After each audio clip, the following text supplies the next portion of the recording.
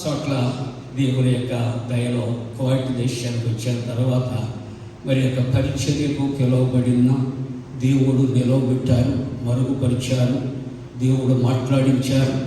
ఈ రాత్రి మేము వచ్చి మాట్లాడాలో నేను డైరీలు తిరిగేస్తూ ఉన్నాను, కానీ ప్రార్థన చేస్తానే ఉన్నాను. నాకు మీరు మధ్య నిలబెట్టి నాతో ఏం మాట్లాడతావు? నేను సిద్ధపడింది కాదు, నన్ను సిద్ధపరచు. ఇక్కడికి వచ్చిన తర్వాత నగేశ్వర్ గారు ప్రార్థన చేస్తూ పాపులను అని ఉద్దేశించి ప్రార్థనలో వారు ప్రార్థించారు. నాకు వచ్చినటువంటి తలంపు ప్రకారంగా దేవుడిచ్చినటువంటి వాక్యాన్ని నేను చదివించాను. ఇక వాక్య ధ్యానానికి వస్తూ ఉన్నప్పుడు 8:10 అయ్యింది. 9:10 ఒక గంటకు నేను విడిచిపెట్టేస్తానికి ఇష్టపడుతున్నా. ఇక్కడ పరిశుద్ధ గ్రంథము నుండి హెబ్రీయులకు రాసినటువంటి పత్రిక 12వ అధ్యాయములో చూస్తూ ఉన్నప్పుడు 1-2 వచనాన్ని దయచేసి మరి చదవాలని నేను ప్రేమతో తెలియజేస్తున్నాను. హెబ్రీ పత్రిక 12వ అధ్యాయం 1-2 వచనాలు. ఇంత గొప్ప సాక్షి సమూహము మేఘము వలె ఆవరించి ఉన్నందున మనము కూడా ప్రతి భారమును సులువుగా చుక్కలు పెట్టు పాపమును విడిచిపెట్టి విశ్వాసమునకు కర్తయు దాన్ని కొనసాగించేవాడునైనా యేసు వైపు చూచుచు మన ఎదుట ఉంచబడిన పరుగు పండుగల ఓపికతో పరుగెట్టెదము. మంచిదండి ప్రియ దేవుని బిడ్డలారా, మొట్టమొదటిగా what appreciate the congregation, not only this congregation, all over the congregation of Kuwait Telugu churches. ఎందుకు కువైట్ దేశంలో ఉన్న ఈ తెలుగు సంఘాలు అన్నిటిని నేను మనస్ఫూర్తిగా అభినందిస్తున్నాను అని ఆలోచన చేస్తూ ఉన్నప్పుడు మనమంతా ఆల్మోస్ట్ తెలుగు ప్రజలమే. మన దేశంలో ఎంతో స్వేచ్ఛ స్వాతంత్ర్యం ఉంది వాక్యానికి.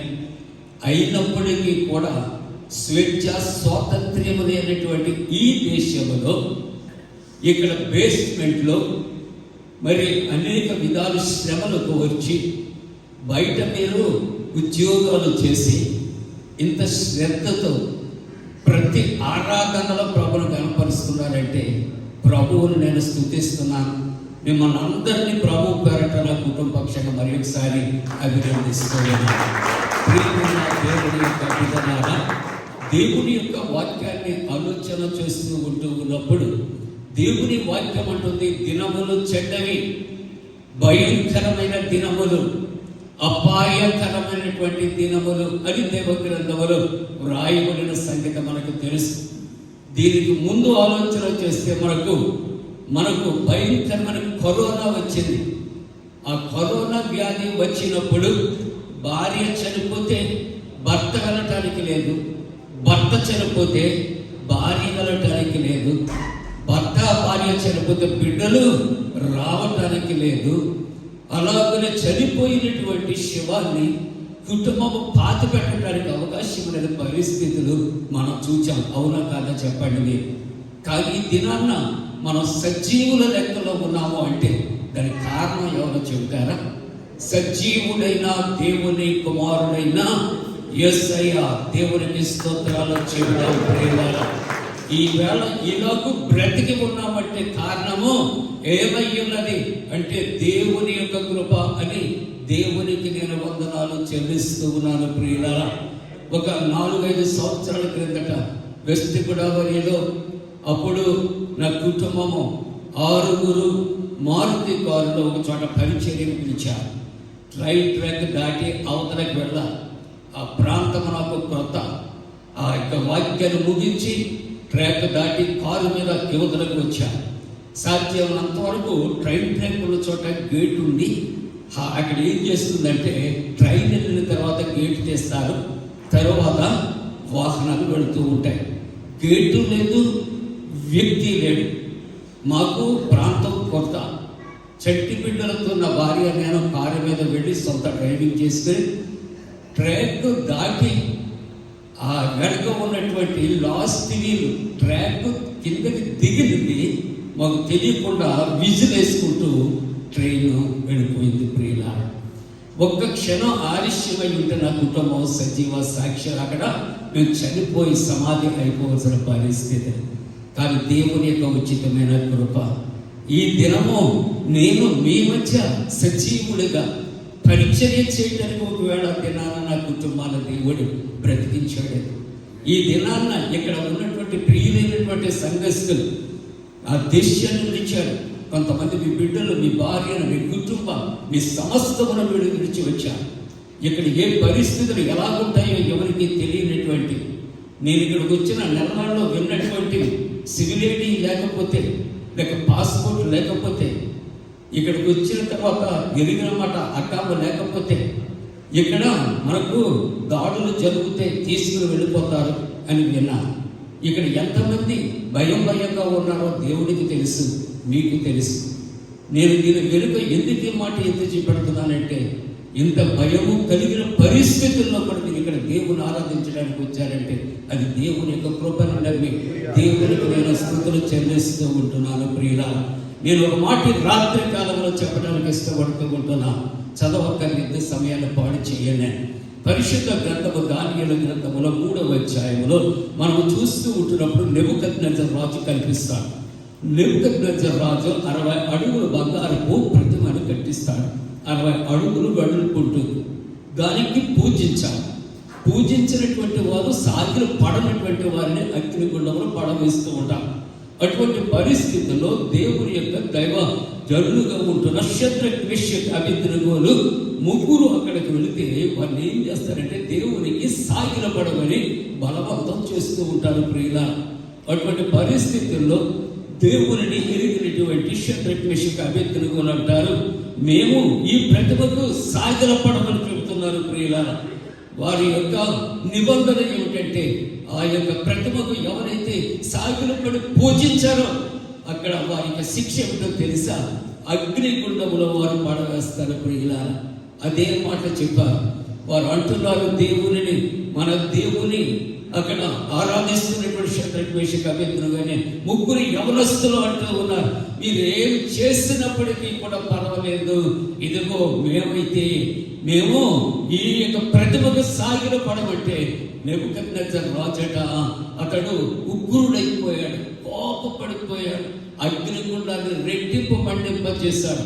సేవకులకు ఆజ్ఞ ఇచ్చాడు, వారిని అగ్నిగుండంలోనికి విసిరివేయించాడు. ప్రియులారా, విసిరివేయించడానికి ముందుగా ఇక్కడ షద్రక్, మెషక్, అబేద్నెగోలు అంటారు, రాజా, మా దేవుడు రక్షించే సమర్థుడుగా ఉంటాడు. రక్షించకపోయినప్పటికీ పర్వాలేదు, కానీ ఈ ప్రతిమకు మాత్రమే మేము సాగిలపడి పూజించాము అని వారు అన్నప్పుడు ప్రియులారా ఉగ్రుడైపోయి రెట్టింపు చేసి వారిని అగ్నిగుండంలో వేశారు. ఈ మాటలు నేను ఎందుకు చెప్తున్నానో మీకు ఇప్పుడు తర్వాత అర్థమవుతుంది. ఎవరి కొరకు వారు ఆహుతి అయిపోతానికి ఇష్టపడ్డారో చెప్తారని ఒక మాట. వారు నమ్మినటువంటి నిజ దేవుడైన యేసయ్య కొరకు, లేక యెహోవా దేవుని కొరకు చనిపోయిన పర్వాలేదు విగ్రహారాధన చేయమని వారు నిశ్చయించుకున్నారు. అగ్నిగుండంలో వేశారు. ఇప్పుడు జరుగుతున్నది మీకు చెబుతాను. ఏ దేవుని కొరకైతే చనిపోవటానికి అగ్నిగుండంలో వేయబడ్డారో ఆ దేవుడు, ఆ బిడ్డలు అగ్నిగుండంలో కాలిపోవటం ఇష్టపడతాడా? మన దేవుడు తన బిడ్డలను కాలుస్తూ ఉంటే చేతగానే వాటిని చేతులు కొట్టుకుని ఊరుకుంటాడు. మన దేవుడు ఊరుకునే దేవుడు కాదు కదా. ప్రియులారా, దానియేలు గ్రంథం చదవక్కర్లేదు. 3వ అధ్యాయం 24వ వచనంలో కూర్చున్నాడు గర్భంగా నెబుకద్నెజరు. అయిపోయింది వీళ్ళ పని అనుకున్నాడు. కానట అక్కడ జరిగినటువంటి ఒక్కొక్క ఆశ్చర్యకార్యం ఏంటో తెలుసా? నెబుకద్నెజరు కళ్ళు తిరిగేయట. ప్రియులారా, ఎందుకో తెలిసి ఎంతమందిని వేశారు చెప్పండి? 3 వేశారు. అక్కడ రాజుకి ఎంతమంది కనిపిస్తున్నారో తెలుసా? చెప్పండి. 4 కనిపిస్తున్నారు. ప్రియులారా, ఆశ్చర్యపడ్డాడట. కూర్చున్న వాడట ముచ్చెమటలు బట్టి లేచి నిలబడ్డాడట. అక్కడ అంటున్నాడు, నేను 3 వేశాను, కానీ 4 కనిపిస్తున్నాడు. ఇప్పుడు అంటున్నాడు, వారి యొక్క దేవుడు వారి యొక్క దూతను పంపించి ఆ షద్రక్, మెషక్, అబేద్నెగోలు వారిని రక్షించాడు అని అక్కడ లేచి సాక్ష్యం ఇస్తూ ఉన్నాడట. దేవుని బిడ్డలారా, ఈ మాటలు నేను ఎందుకు చెప్తున్నానంటే, నేను చనిపోవలసిన నా భార్య, నా చంటి బిడ్డలను దేవుడు పరిచర్య కొరకు ఎన్నుకున్నాడు. నేను చనిపోతే చూస్తూ ఉంటాడు ట్రాక్ దగ్గర. కాబట్టి నా కుటుంబాలను రక్షించాడు. ఈవేళ మీ కుటుంబాలు విడిచి ఎన్నో శ్రమలకు వచ్చి ఎన్నో అప్పు సప్పులు చేసి మీ బిడ్డలు విద్య ఉద్యోగాలు లేకుంటే గృహాలు నిర్మించుకుంటానికి ఇంత కష్టపడి మీరు వచ్చారు. మీరు శ్రమ పడుతూ మీరు దేవుని దగ్గరికి వచ్చినప్పుడు, దేవుని విషయంలో శ్రమ కలుగుతూ ఉంటే మన దేవుడు చూచి మీకు సహాయం చేయకుండా ఉంటాడని నాకు చెప్పండి అన్నాను. మిమ్మల్ని విడిచే దేవుడు కాదు. దేవుని వాక్యం అంటారు, నీ చేతుల కష్టార్జితమును నీవు అనుభవిస్తావు. 127వ కీర్తన. ఏ ఉద్దేశాలతో మీ కుటుంబాలు, ఇదిగో మీ పిల్లలు, మీ పాపలు, మీకున్న సమస్తము విడిచి మీరు ఒంటరిగా వచ్చి శ్రమ పడుతూ ఉన్నారు. మీ శ్రమ వ్యర్థం కదట, అది సత్ఫలితము ఇస్తుంది. మీరు ఆశీర్వదించబడతారు. కాబట్టి ఆ దేశంలో ఉన్న మీరు నమ్మిన యేసయ్య ఎక్కడ ఉన్నాడు? ఆ యేసయ్య పేరట ఎక్కడికి వచ్చినా మీరు నమ్మిన యేసయ్య ఎక్కడ ఉన్నాడు? ఎక్కడ ఉన్నాడు? అక్కడ కాపాడిన దేవుడు ఎక్కడ కూడా. నిన్ను కాపాడేవాడు కురుకడు, ఇశ్రాయేలుని కాపాడేవాడు కురుకడు, నిద్రపోడు. అలాగే మన తండ్రి అయినటువంటి యెహోవా దేవుడు పాపము ఎక్కడ కలిగించే ఒక చెట్టు ఉంది, దాని ఫలములు మీరు తిని ఎడల నిశ్చయముగా చచ్చెదరు. అయితే ప్రియులారా, అక్కడ ఒక సాతాను కాచుకుని ఉంది, అపవాది కాచుకుని ఉంది. ఈ అపవాది ఎక్కడి నుంచి వచ్చింది అని ఆలోచన చేస్తా ఉన్నప్పుడు, తండ్రి యెహోవా దేవుడు పరలోకవాసి. ఆ పరలోకంలో ఉన్నప్పుడు ప్రధాన దేవదూత గబ్రియేలు దేవదూత. ఆ గబ్రియేలు దేవదూత ఒక్కసారి అట రెక్కల చచ్చి ఎగిరితేనట ఎన్నో రకాలు వాయిద్యాలు సౌండ్స్ వస్తాయి. అటువంటి టాలెంటెడ్ దేవదూతట. ఒక దినాన దానికి ఒక దురాలోచన వచ్చింది. ఏంటో తెలుసా? యెహోవా దేవుడు అక్కడ ఉన్నాడు. ఆ యెహోవా దేవుని దగ్గరికి వచ్చే ప్రతి వాడు కూడా ముందు నా దగ్గర కన్సల్ట్ అయితే కదా అక్కడికి వెళ్ళడానికి లేదు. ఒక మాట చెప్తాను, మనం తెలుగులో కాబట్టి, దేవుడట వరం ఇచ్చినా కూడా పూజారి వరం ఇవ్వలేదు. దేవుడి దగ్గరికి ముందెళ్ళాలంటే కర్మగుళ్ళోకి వెళ్ళిపోనిస్తారా? ఎవరి ముందు ఇక్కడ బయట పూజారట్టు పట్టాలి. మనకు తెలిసిన మాట చెప్తున్నాను నేను. కాబట్టి దేవుని సన్నిధిలో దేవుని తర్వాత స్టేజ్ ఎవరికంటే నెక్స్ట్ నాదే వైస్ ప్రెసిడెంట్ అనుకున్నదన్నమాట. నా పర్మిషన్ లేకపోతే తండ్రి దేవుడి దగ్గరికి వెళ్ళడానికి లేదనుకుంది. పరిశుద్ధ గ్రంథంలో ఓ మాటలు, ద్విమనస్కులు అంటే 2 రకాల మనస్తత్వాలు ఉన్నటువంటి వారు దేవుని రాజ్యానికి వారసులు మాత్రము కాదు. హృదయాంతరంగాలు పరిశీలించే దేవుడు. ఈవేళ మనం ఈ రాత్రి కాలం ఇక్కడ కూర్చున్నా కూడా మన హృదయం ఏమిటో ప్రక్కడికి తెలియదేమో, కానీ ప్రభువుకు మాత్రం తెలుసు. ప్రియులారా, వెంటనే ఆయన స్మెల్ చేశాడట, ఇదిగో నీవు పరిశుద్ధమైనటువంటి సన్నిధిలో ఉండి అపవిత్రమైన ఆలోచన మొట్టమొదటిగా ఉందా, నీవు ఇక్కడ ఉంటే మంచిది కాదని ఆయన ఏం చేశాడంటే, ఆయన పైనుండి క్రిందకు దానిని త్రోసి వేసినప్పుడు ప్రభువుని ఏమీ చెయ్యలేక ఏం చేస్తుందంటే, ఇప్పుడు దేవుని బిడ్డల మీద పగ తెచ్చుకోవటానికి ఏదైనా మనములో కాచుకుని ఉన్నది ప్రియులారా. కాబట్టి దానికి అపవాది అని పేరు పెట్టారు, దాన్ని సాతాను అని పేరు పెట్టారు. ఇంకా చెప్పాలంటే ఎక్కువ లూసిఫర్ అనే మాట కూడా వాడుతూ ఉంటారు ప్రియులారా.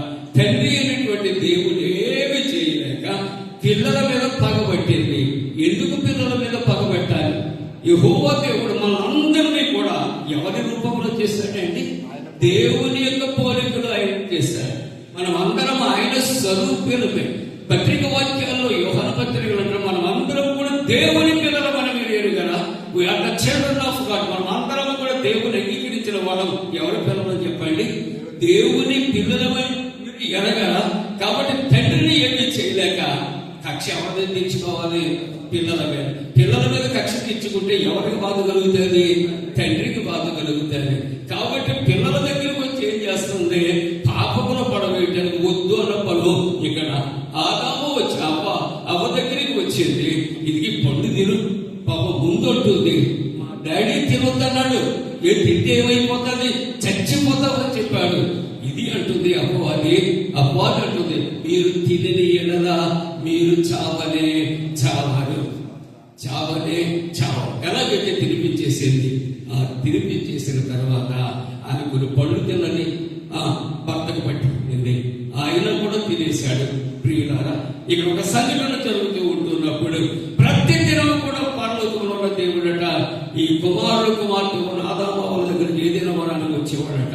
వీళ్ళట వయసుకు వచ్చిన వారే వాళ్ళు వచ్చి డాడీ డాడీ అనేసి చక్కకి ముద్దులు పెట్టుకునేవారట. ఆ దినాన ఒక దినాన ఎప్పుడైతే పండు తిన్నారో ఆ పండు తిన్న తర్వాత వీళ్ళు రావటం లేదు. ఆదామా అవ్వ వేరియా అని అడుగుతూ ఉంటున్నప్పుడట వీళ్ళు గజేతలు ఆడిపోతూ ఉన్నారట. అప్పటికి వాడు యవనస్తులే అయ్యున్నప్పటికీ కూడా వాడికి వస్త్రాలు లేవు, వాడు దిగంబరులు. అయితే అంతవరకు వాడు దిగంబరులను వాడికి తెలియదు. ఎందుకు తెలుసా? నీతి వస్త్రము కప్పబడి ఉన్నది ప్రియులా. అయితే దేవుడు తండ్రి పిలిచినప్పుడట స్వరం వినబడుతుందట. ఆదామా అవ్వ ఎక్కడ ఉన్నారు అని అడుగుతుంటున్నప్పుడు నీ స్వరం వినినప్పుడు మేము మిక్కిలి భయపడి దాగుకుంటుంది. ఎవరు మీకు లాగు చేసింది? వారికట చర్మపు చొక్కాలు చేయించి తొలగించారు. ప్రియ దేవుని బిడ్డల పాపము కొరకు జ్ఞాపకం చేస్తున్నాను మొట్టమొదటిగా. కాబట్టి ఈ పాపము వల్ల వచ్చేది ఏంటో తెలుసా? పాపము వలన వచ్చే జీతము మరణము. పాపము పరిపక్వమై మరణము పట్టు ఉన్నదని దేవుని యొక్క వాక్యము సెలవిస్తుంది. ఎందుకు అంటే ఆజ్ఞ అతిక్రమము పాపం. ఆజ్ఞ అతిక్రమించారు. ఫలము తినద్దు అన్నారు, ఫలములు తిన్నారు. ఫలములు తింటే చచ్చిపోతారని చెప్పారు. వాళ్ళు ఆధ్యాత్మికమైన స్థితిలో వారు చచ్చిపోతూ చూస్తూ ఉంటున్నాం ప్రియులారా. కాబట్టి ఈ రాత్రి కాల సమయంలో ఈ లోకములో మనలను పాపము నుండి ఎవరు విడుదల చేస్తారు? ఒకవేళ ఇందాక మంచి విట్నెస్ నాకు బిషప్ గారు అని చెప్పారు. మంచిది. బిషప్ అయినంత మాత్రాన్ని నేను పవిత్రుడునా? నేను పవిత్రుడిని కాదు. దేవుని యొక్క వాక్యం అంటుంది. రోమపత్రికను మనం చూస్తూ ఉంటున్నప్పుడు అక్కడ దేవుని యొక్క వాక్యం 3:12, 3:23 చదువుతూ ఉంటున్నప్పుడు ఏ భేదము లేదు. అందరూ పాపము చేసి దేవుడు అనుగ్రహించే మహిమను పొందలేకపోతున్నారు. నీతిమంతుడు లేడు, ఒక్కడు లేడు. అందరూ పాపము చేసి దేవుడు అనుగ్రహించే మహిమను పొందలేకపోతున్నారు అని దేవుని యొక్క సెలవిస్తూ ఉంటూ ఉన్నది ప్రియులారా. పాత నిబంధన కాలము జ్ఞాపకం చేస్తున్నాం. అలాగే మన హిందూ దేశ సాంప్రదాయాన్ని జ్ఞాపకం చేస్తున్నాం. పాపములు పోవాలి అంటే రక్త ప్రోక్షణ ఆవశ్యకం అంటూ ఉంటుంది. కాబట్టి ఈ రక్తం ఏం చేసేవారంటే ఎడ్ల యొక్కయు, మేకల యొక్కయు, కోడెల యొక్కయు రక్తాన్ని చిందిస్తూ ఉండేవారు. ఆ రక్తము వలన మన పాపాలు క్షమించబడతాయా? అందుకనే ప్రమోటెడ్ గురిటివాడికి దారి చూపుతాడా? గురిటివాడికి దారి చూపాలంటే చూపెట్టిన వాడికి కళ్ళు ఉండాలి. కాబట్టి నీవు పాపివే. ఎదుటోళ్ళ పాపికి నువ్వు ఎలా రక్షిస్తావు? నీ రక్తంలో పాపం ఉన్నది. నీ రక్తము ద్వారా ఇదిగో ఎదుటగాని యొక్క పాపాన్ని ఎలా కడిగి వేస్తా అని దేవుని యొక్క వాక్యం. అందుకని హెబ్రీ పత్రికలు అంటాడు, యేసు రక్తము ప్రతి పాపముల నుండి మనం ఏం చేస్తారంటే విడుదల చేస్తా ఉండాలి. ఎందుకని ఆలోచన చేస్తే యేసు ప్రభు పరిశుద్ధుడు, పవిత్రుడు, నిష్కలమైన వ్యక్తి. ఆయన నిర్దోషి. ఆయన రక్తము చిందించారు. ఆయన రక్తం చెందిస్తాడని ఎవరు చెప్పారు? ఆయన పుట్టిన వెంటనే యోహాను బాప్తిస్మం ఇచ్చే యోహాను అంటాడు, ఇదిగో దేవుని గొర్రె పిల్ల అంటాడు. ఏ గొర్రె పిల్ల? లోక పాపములు మోసుకుని పోవు దేవుని గొర్రె పిల్ల. కాబట్టి ఏ పశువు యొక్క రక్తములో కూడా పాపములకు విడుదల విముక్తి లేదు. కానీ గొర్రె పిల్లని యేసు రక్తములోనే కనుక మనందరి పాపములు కడిగి వేయడానికి ప్రియులారా ఎవరు చనిపోయారో తెలుసా? యేసు ఒక్కడే చనిపోయాడు. అందరం చనిపోయినా కానీ వాళ్ళ ప్రయోజనం లేదు. ఎందుకంటే అందరము పాపులని. ప్రభువు వాక్యం అంటుంది, పాపులను వెనక్కి రక్షించడానికి మనిషి కుమారుని లోకములకు వచ్చెను. లూకాసు 19:19 అంటాడు, నశించిన దానిని వెనక్కి రక్షించడానికి మనిషి కుమారుడు ఈ లోకమునకు వచ్చెను. మనం అందరం కూడా నశించిపోతూ ఉన్నాం ప్రియులారా. కాబట్టి నశించిపోతున్నటువంటి మానవుని యొక్క జీవితాన్ని బాగు చేయడానికి యేసు ప్రభు ఈ లోకానికి ఆయన వచ్చాడు ప్రియులారా. మరి పాపిని రక్షించలేడు. అలాగనే ఇదిగో గురిటివాడికి దారి చూపలేడు. మరి యేసు ప్రభు ఆయన పరిశుద్ధుడా? ఆయన పరిశుద్ధుడు. మనం అందరంలో కూడా తల్లిదండ్రుల యొక్క సాంగత్యంలో మనం జన్మించాం ప్రియులారా. కాబట్టి జన్మ పాపము, పుట్టిన తర్వాత చేసే పాపము కర్మ పాపం. మరి క్రీస్తు ప్రభువుని ఏమంటే ఆయన మనిషి కుమారుడు కదా అంటున్నాం కదా. షూర్లీ ఆయన ది సన్ ఆఫ్ గాడ్, ఆయన దేవుని కుమారుడే. ఆయన మనిషిగానే వస్తూ ఉన్నాడు. మరి ఎలాగైన రక్తములో ఆయనకు విడుదల కలుగుతూ ఉన్నది. ఆలోచన చేస్తూ ఉన్నప్పుడు ఆ యేసుక్రీస్తు ప్రభు యొక్క జననం మనకు విశ్వాసం మీకు అందరికీ తెలిసినటువంటి మాటే. ఆయన కన్య మరియా గర్భములో పరిశుద్ధాత్మ చేత ఆయన జన్మించబడ్డ, ప్రదానం చేయబడిన యోసేపు చేత. అంతవరకునే అందుకనే ఇక్కడ యోసేపుకు అలాగనే కన్య మరియకు దూత వచ్చి భయపడొద్దని చెబుతుంది. పురుషుని ఎరిగిన కాదని అని ఆమె భయపడుతుంది. ఇది నాకు ఎలాగ సాధ్యం అనుకుంటూ ఉన్నది. అయినప్పటికీ కూడా దూత అంటుంది, నువ్వు పరిశుద్ధాత్మ ఉన్న నువ్వు గర్భమును నువ్వు ధరిస్తావు. యేసు ప్రభు ఎలాగా మనకు జన్మించాడండి? కన్య గర్భములో ఆయన పరిశుద్ధాత్మ చేత ఆయన పాపము లేనివాడు, పాపము చేయనివాడు, పాపము ఎరగినటువంటి వాడు మన యేసయ్య. కాబట్టి ఆయన రక్తములో ఏముంది చెప్పండి? పవిత్రత ఉన్నది, పరిశుద్ధత ఉన్నది. అది పేతురు పత్రికలు అంటాడు, నేను పరిశుద్ధుడను కాబట్టి మీరు కూడా పరిశుద్ధులుగా మీరు ఉండండి అని దేవుడి యొక్క వాక్యము సెలవిస్తూ ఉన్నది. కాబట్టి లోక పాపములు మోసుకొని పోవు దేవుని గురుకుల మన పాపములన్నీ కూడా యేసు ప్రభు ఎక్కడ భరిస్తున్నాడు? సిలువలో ఆయన భరిస్తూ ఉంటున్నాడు. సిలువలో ఆయన ఏం చేస్తున్నాడు? పాపిని ప్రేమిస్తున్నాడు. మనము యోహాను సువార్త 3:16 చదవక్కర్లేదు, అందరం ఒక మాట చెప్తాం. దేవుడు చెప్తారా? దేవుడు లోకమును ఎంతో ప్రేమించెను.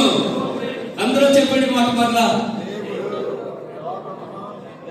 ఓకే, దేవుడు మిమ్మల్ని దీవించుగాక. ఈ ఒక్క మాట మరి మనం చూస్తూ ఉంటున్నప్పుడు 4332 పర్యాయ భాషల్లో ఇవి ట్రాన్స్లేట్ చేశారట. దేవుడు లోకమును ప్రేమించాలని ఒక్క మాట 4332 భాషల్లో ట్రాన్స్లేట్ చేశారట. దేవుడు లోకమును ఎంత ప్రేమించాడు అని ఆలోచన చేస్తా ఉంటూ ఉన్నప్పుడు ప్రియులారా, ఆయన తన ప్రాణమును మనకు ఇచ్చి మరణించవలసిన మనలను ఆయన మరి మరణించి ఆయన మరణము నుండి మనను తప్పించినటువంటి దేవుడు సిలువలో ఆయన ప్రేమ, ఆయన మరణములో ఆయన ప్రేమ మనం బ్రతికించడం ద్వారా ప్రియమైన దేవుని యొక్క బిడ్డలారా, ఈ రాత్రికాల సమయంలో ఇప్పుడు మన పాపులను ఒప్పుకుంటూ ఉన్నాం. ఈ పాపములు ఏ విధంగా కడగబడ్డాయి ఆలోచన చేస్తే, ప్రభువుని నమ్మిన ప్రతి వారు, బాప్తిస్మము నిర్ధారణ పొందిన ప్రతి వారు, అలాగే మన శుక్రవారం ఆదివారం ప్రభు వాళ్ళ దగ్గరికి మనం వస్తూ ఉంటాం. మనము ఒకరి పాపంలో ఒకరు ఒప్పుకుంటాం. అపొస్తలుల కార్యాల్లో విశ్వాసాన్ని ఒప్పుకుంటూ ఉంటాం. ఒకరితో ఒకరు సమాధానాన్ని అందుకుంటూ ఉంటాం ప్రియులారా. కాబట్టి యేసు ప్రభు యొక్క రక్తములో మనకి ఏం జరుగుతుందంట? పాపమునకు విడుదల, విమోచన కలుగుతుంది. Jesus is the saviour. యేసు ప్రభు ఎవరంటే రక్షకుడుగా ఉంటున్నాడు. యోగంటాడు, నా రక్షకుడు, విమోచకుడు, సజీవుడు అని ఆయన సాక్ష్యము ఇస్తా ఉన్నాడు ప్రియులారా. యేసు క్రీస్తు ప్రభు ఆయన నీ కొరకు నా కొరకు మరణించాడు అంతవరకే, కానీ మరణానికి బలి అయిపోలేదు ప్రియులారా. ఆయన మరణించి మరణమనే ములను ఆయన విరుగబట్టి ఉన్నాడు ప్రియులారా. ఆయన జీవించిన కాలంలో చెప్తున్నాడు, నన్ను ఇదిగో శిలువ వేస్తాడు, చంపేస్తాడు, సమాధి చేస్తాడు, కానీ ఎన్నో దినాలు లేస్తానంటున్నాడండి. 3వ దినాన తిరిగి లేస్తాను. That is the resurrection, that is the power of resurrection. పునరుత్థాన శక్తి అనే మాట జ్ఞాపకం చేస్తా ఉన్నది ప్రియులారా. అంతేకాకుండా సమాధి చేయబడిన యేసు, 3వ దినాన తిరిగి లేచినటువంటి యేసు 40 దినాలు మరలా అక్కడ ఉన్నటువంటి వారికి ఆయన 11వ వారు కనిపించాడట. 40 దినాలు ఆయన సుమారు 500 మందికి పైగా ఆయన కనిపించాడట. అక్కడి నుంచి ఆయన తన తండ్రి యొక్కకు ఆరోహణమై వెళ్ళిపోయాడట ప్రియులారా. అక్కడ శిష్యులను బేతనీ వరకు తీసుకువెళ్ళి నీకు సమాధానము కలుగును గాక అని చెబుతూ ఉన్నాడట. తిరిగి ఆయన మరలా అంటున్నాడు, తిరిగి రాబోతూ ఉన్నాడు. ఎక్కడ నిండో చెప్పండి. యేసు ప్రభు చనిపోయాడు, మరణమని ముళ్ళుగా కొట్టాడు, సమాధికి వచ్చి తెచ్చాడు. ఆయన 40 మందికి 40 దినాలు 11 పర్యాయాలు 500 మందికి సుమారు కనిపించాడు. ఆయన తర్వాత తన తండ్రి యొక్కకు ఆరోహణమై వెళ్ళిపోయాడు. ఆరోహణమై ఉన్నటువంటి యేసయ్య అక్కడే ఉండిపోతలేదు. నిన్న నన్ను తీసుకెళ్ళిపోతానికి ఈ సంఘాలు ఏ దేశంలో ఉన్నప్పటికీ కూడా రక్షించబడిన వారిని తనతో కూడా కొనుక్కోబడటానికి రాబోతున్నాడు. That is the second coming. దాన్ని రెండవ రాకడ అంటూ ఉన్నాం. మొదటి రాకలో మానవుని యొక్క పాపములను తీసివేయటానికి, కొట్టివేయటానికి, కడిగివేయటానికి, రక్షించడానికి మనిషి కుమారుడికి భూలోకానికి ఆయన వచ్చాడు. ఆ తర్వాత ఆరోహణమై ఉన్న దేవుడు సంఘమును మరలా తీసుకుని తనతో ఆయన వెళ్ళిపోతానికి మధ్యాకాశంలోనికి రాబోతూ ఉన్నాడు.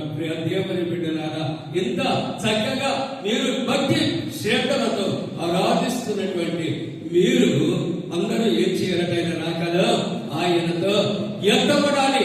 ఎందుకంటే ఈ మానవ జీవితంలో ఎంత కాలము జీవించినా, ఎవరిని 110 సంవత్సరాలు జీవించిన పరిశుద్ధ గ్రంథములో ఆది కాండములో చూస్తా ఉన్నప్పుడు 5వ అధ్యాయములో ఆదాము బ్రతికిన దినములు 930 దినాలు, మెతుషెల 969 దినాలు.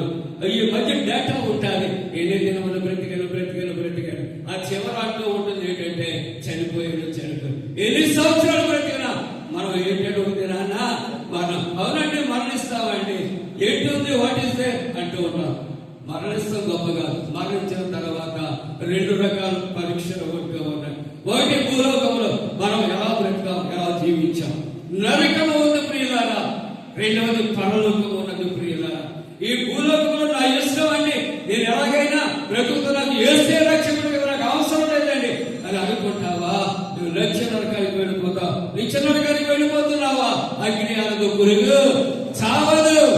మరి రెండవది రక్షించబడిన వ్యక్తులు. ప్రకటన గ్రంథం 21:4 అంటాడు, ఇది ఆయన ప్రతి వారి కళ్ళ బాష్ప బిందువులు తుడిచివేస్తాడు.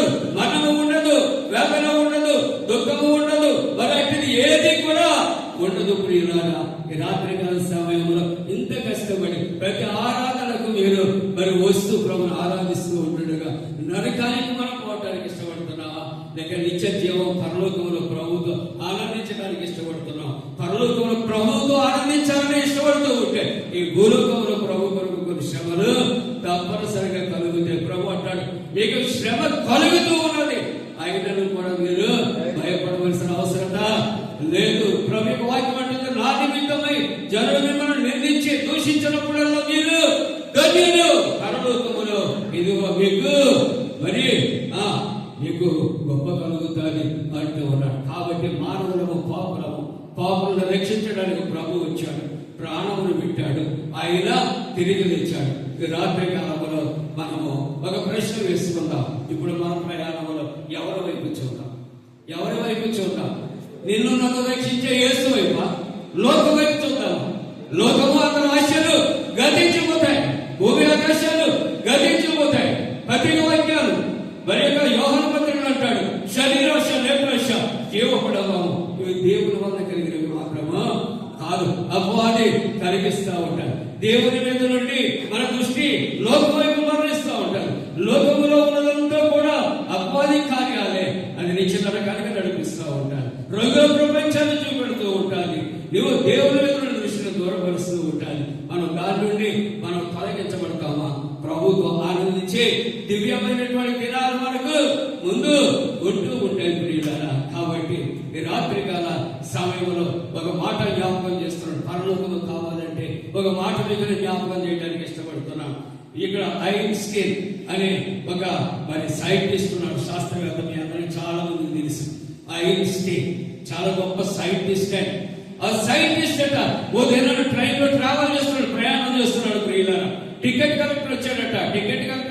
ఏమడుగుతాడు చెప్పండి? మనం టికెట్ అడుగుతాడు. ఓ చుట్టూ బూట్లు వేసుకున్నాడు, చాలా టచ్ చేస్తున్నాడు, ఆ చేపి ఈ చేపి జరుగుతున్నాడు. టికెట్ కనపడతలేదు.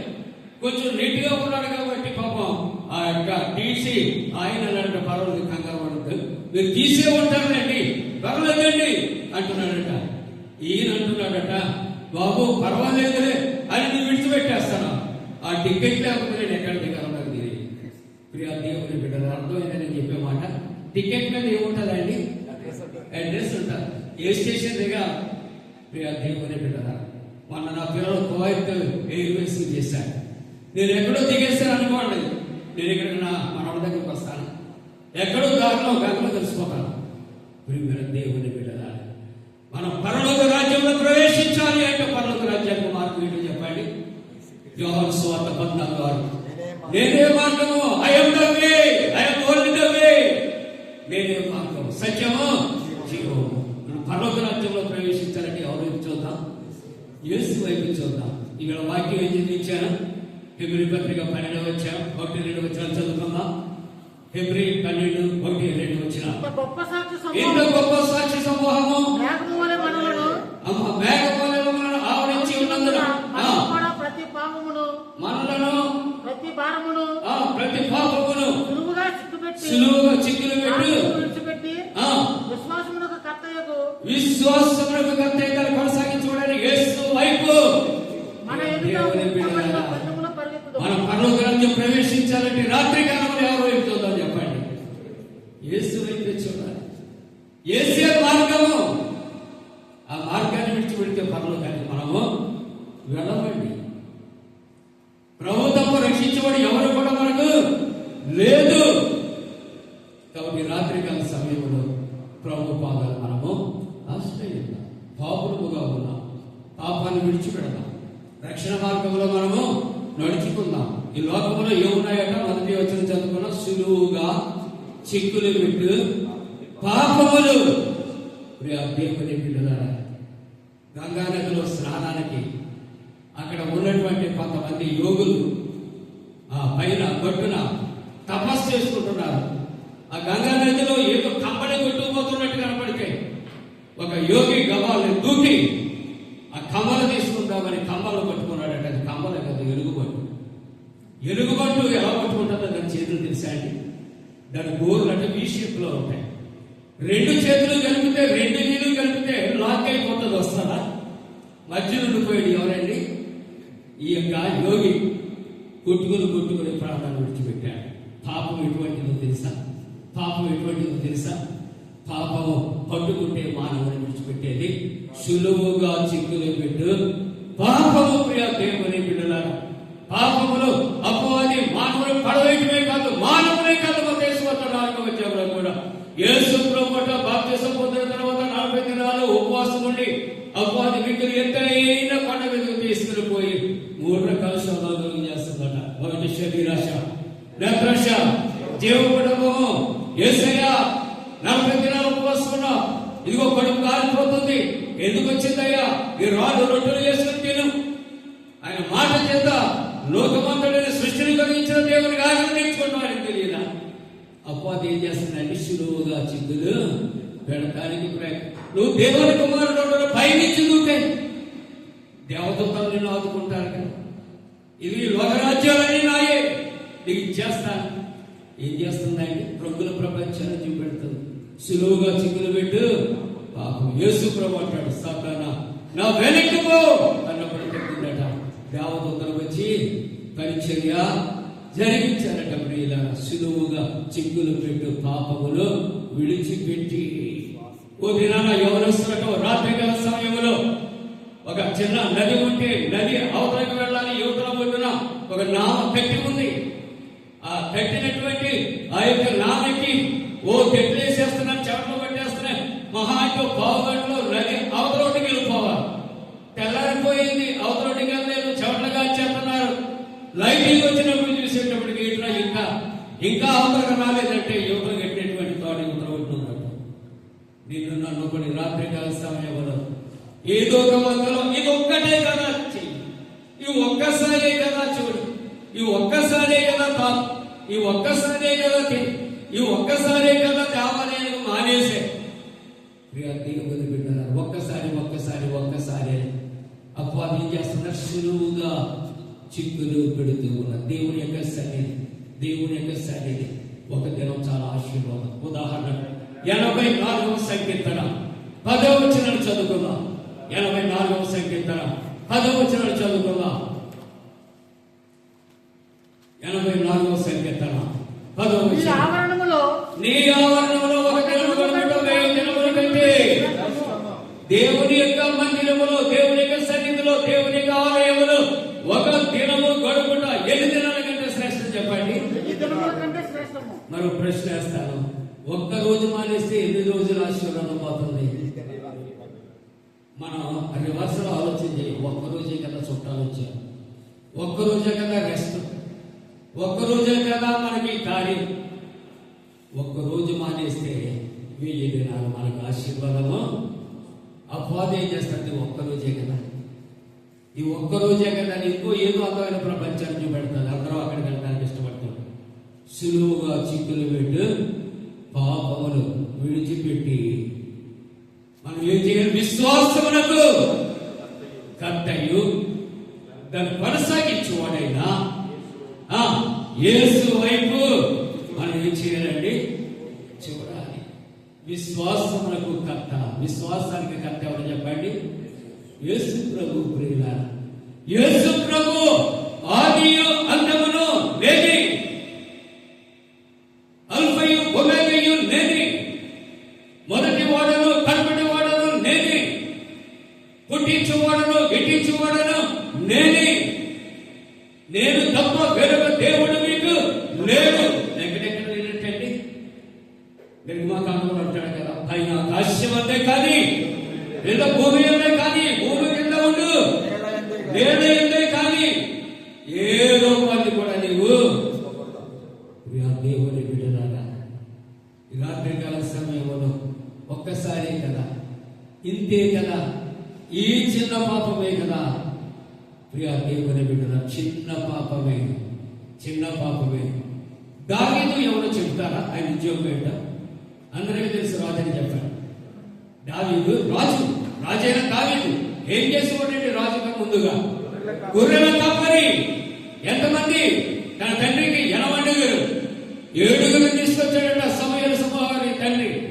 ఎందుకంటే వాళ్ళందరూ కూడా దృఢంగా ఉన్నారు, అందంగా ఉన్నారు, ఎత్తుగా ఉన్నారు, రాజుకు తగిన యోగ్యత ఉన్నది. దావీదు నాగరాకుంటాడు కాబట్టి ఎందుకు పనిచేయడం అనుకున్నాడు. ఇంకా ఎవరైనా ఉన్నాడా? సమయం అడుగుతున్నాడు. ఉన్నాడు, కనసాగేవాడు. లెట్ హిమ్ గాడ్ పిలువు. పిలిచిన వెంటనే దేవుని వాక్కు ప్రత్యక్షమైనటువంటి సమూయేలు, నీ యొక్క కొమ్ము తైలముతో నింపి ఇతన్ని రాజుగా నీవు అభిషేకించు. ఆ రాజు కుమారుడు చనిపోయాడు. కారణం ఏంటో తెలుసా? అతడు ఒక ఆమెతో పాపము చేశాడు. పాపమునకు ఫలితం తన కుమారుని పోగొట్టుకున్నాడు. ప్రియా దేవుని బిడ్డల, చిన్నది పాపము, చిన్నది పాపము. ఎన్ని అక్షరాలండి? 3 అక్షరాలు. మధ్యక్షరం తీసేయండి. పాపం ఎటువంటిది? పాము విషము వంటిది, కవరించి వేస్తుంది, చంపేస్తుంది. కాబట్టి రాత్రికాల సమయంలో మనం విశ్వాసములకు కర్తయు దాన్ని కొనసాగించేవాడునైనా యేసు వైపు నువ్వు చూడాలి, యేసు వైపు చూడాలి. లూకాసు వార్త 19వ అధ్యాయం చదవకండి. జక్కయ్య కనిపిస్తాడు. ఈ బికమ్ ఏ రిచ్ మ్యాన్. అతను ఎవరైతే సుఖము పొందుతున్నారని నేను మీరు చెప్తారు కదా, సుఖము పొందుతాడు, సుఖాల వసూలు చేస్తా ఉంటాడు. రూపాయికి 4 రూపాయలు వసూలు చేసేవాడట. దేవుడు దెయ్యం తెలదు, డబ్బు సంపాదన పేరు ప్రఖ్యాతి. కానీ ఎందుకు వచ్చిందో ఒక రాత్రి అనుకుంటానంటే ఒకరోజు I want to see who is Jesus. యేసు ఎవరో ఏమో చూడగలేనా? మీరు తర్వాత చూస్తే లూకాసు వార్త 19వ అధ్యాయం 1వ వచనంలో ఉంటారు. యేసు ఎవరో ఏమో చూడగలేను. యేసు ప్రభువును చూడాలనుకున్న ఆశ. యేసు ప్రభు దారిలో వస్తున్నాడు. కానీ దైవవాక్యం అంటే పుట్టివాడైనందున యేసు ప్రభు 1 2 100 మందితో రావటం లేదు. జనాలు కొండోలుగా ఉండేవారు. వారి మధ్య యేసు ఎలా ఉంటాడో తెలియదేమని సుఖము గుర్తుదారుడు ధనవంతుడు పరుగున వెళ్ళి వేడు చెట్టు ఎక్కి చూస్తా ఉన్నాడట. ప్రియులారా, అతను ఉన్న ఆశ ఏం చేసిందండి? ఏ రాగైనా యేసుని చూడాలి. వేడు చెట్టు ఎక్కి కూర్చొని చూస్తున్నాడు. హృదయాన్ని పరిశోధించే ప్రభు ఏమంటున్నాడంటే చెట్టు దగ్గరికి వచ్చాడు. చెట్టు క్రింద ఉన్నాడు జక్కయ్య. త్వరగా దిగిరా. రాత్రికాల సమయంగా ప్రభుని అంగీకరించిన వారు ఉంటే మీరందరూ ఆరాధనకు వస్తున్నారు. దేవుడికి వందన. పాటలు పాడుతున్నారు. దేవుడికి వందన. వాక్యం చదువుతున్నారు, దేవునిగా ఉండన. అదే సరిపోతుంది. ఇంకా ఎవరైనా రక్షణ పొందవలసిన వారు, అనగా బాప్తిస్మం పొందవలసిన వారు ఉంటే, నిర్ధారణ పొందవలసిన వారు ఉంటే, ఎందుకంటున్నానక రెండో లేకపోతే ప్రభు వాళ్ళు సమీపించడానికి లేదు. మన పాపమును యేసు రక్తములో కలుగుకోవడానికి అవకాశమా లేదు. బాప్తిస్మము నిర్ధారణ అయిన తర్వాతే ప్రభు యొక్క బలను సమీపించి నీ కొరకు నా కొరకు నలుగబట్టబడిన ఆ శరీరాన్ని మనం రొట్టిగాను, నీ పాపాల కొరకు నా పాపాల కొరకు చెందించబడిన యేసు రక్తములో మన పాపమును కలుగుకోవడానికి ఇక్కడకు రావటానికి అధికారం ఏంటండి? బాప్తిస్మము నిర్ధారణ. అపోస్తల కార్యాల గ్రంథములో నపుంసకుడు, అతడు కందాకి రాణి దగ్గర కోశాధికారి, యెరూషలేము దేవుని ఆరాధించడానికి వచ్చాడు. తిరిగి వెళ్ళిపోతున్నాడు. రథం మీద కూర్చొని యెషయా గ్రంథాలు చదువుతున్నాడు. దేవుని కార్యాలు అనుకుంటాయి, విచిత్రంగా ఉంటాయి. దేవుడు తెలుపుకి ఆత్మతో మాట్లాడుతున్నాడు. గాజాకు పోవు మార్గములో నపుంసకుడు రథం మీద ప్రయాణం చేస్తా ఉన్నాడు. వెళ్ళి అతని కాదు పరుగు పరుగులో వెళ్ళాడు. ఆయన యెషయా గ్రంథాన్ని చదువుతున్నాడు. ఎవరంటే ఆయన ఉద్యోగం ఇంచుమించు సెంట్రల్ మినిస్టర్, సెంట్రల్ ఆయన ట్రెజరర్ అన్న. కాబట్టి ప్రియా దేవుని బిడ్డలారా, ఈ రాత్రికాల సమయంలో ప్రభు యొక్క బలను సమీపించాలి అంటే మనకు అర్థం ఏంటండి? బాప్తిస్మము రక్షణ పొందుతేనే రక్షణ. ఆ పైకి ఎక్కాడు, నీకు అర్థం అవుతుందంటే ఎవరు చెప్పకపోతే నాకు ఏం తెలుస్తుంది? అతను యెషయా గ్రంథం చదువుకుంటుండగా చదివాడు, వినిపించాడు. వాక్యం అతనితో మాట్లాడింది. 119వ కీర్తన 50 వచనంలో వాక్యం నన్ను బ్రతికించింది, బాధల్లో నెమ్మది కలుగ చేసింది. వాక్యము వినుటతో వెలుగు కలిగింది. అతన్ని పిలుపునంటున్నాడు, ఇక్కడ నీరుంది, బాప్తిస్మం అవటానికి నీకేమైనా ఆటంకమా? ఏం మార్చిందండి అతన్ని? దేవుని వాక్యం మార్చింది. ఇద్దరు నీటిలో దిగారు, బాప్తిస్మం ఇచ్చారు. ఆ బాప్తిస్మం దేనికి సాదృశ్యం అంటే రక్షణ సాదృశ్యం. కాబట్టి ఇంకా ఎవరైనా అటువంటి వారు ఒకరు తెలుసో తెలియకో ఇంకా సమయం ఉందని ఆలస్యం చేస్తే వచ్చేవాడు ఆలస్యం చేయగా ఆయన వస్తాడు. సమయం సమీపించింది. ఆయన వచ్చే సమయానికి సిద్ధపడకపోతే 10 మంది కన్యకలు 5 డ్యూటీలో నూనె పోసుకుని సిద్ధంగా ఉన్నారు. పెళ్లి కుమారు ఆలస్యంగా వచ్చాడు. అయినప్పటికీ కూడా కడపూర మోగింది. సిద్ధపడిన వారు పెళ్లి కుమారు ఎదుర్కొని డ్యూటీలు వెలిగించి వెళ్ళిపోయారు. డ్యూటీలు నూనె సిద్ధపరచుకున్నటువంటి వాళ్ళు పిలిచారు, కానీ వెలిగించడానికి నూనె లేదు. అక్కడ ఇక్కడ తిరిగి ఆ కొట్టు ఈ కొట్టు తిరిగేటప్పుడు పెళ్లి కుమారుడు వెళ్ళిపోయాడు. ప్రభు మనకి సమయం ఇచ్చాడు. మన సమయాన్ని సద్వినియోగం చేసుకుని ఇదే రక్షణ దినము, ఇదే అనుకూల సమయము. కాబట్టి మనం ఎవరి వైపు చూద్దాం? ఒక మాట చెప్పడం ముగిస్తున్నాను. ఈ రాత్రి రక్షణ పొందాలంటే ఎవరి వైపు చూద్దాం? యేసు వైపు చూద్దాం. యేసు ఎవరు? ఒకవేళ మీరు అంగీకరిస్తే యేసు నా రక్షకుడే మీరు అంతే చెప్తారు. యేసు వైపు చూద్దాం. మీకు పొందాలి.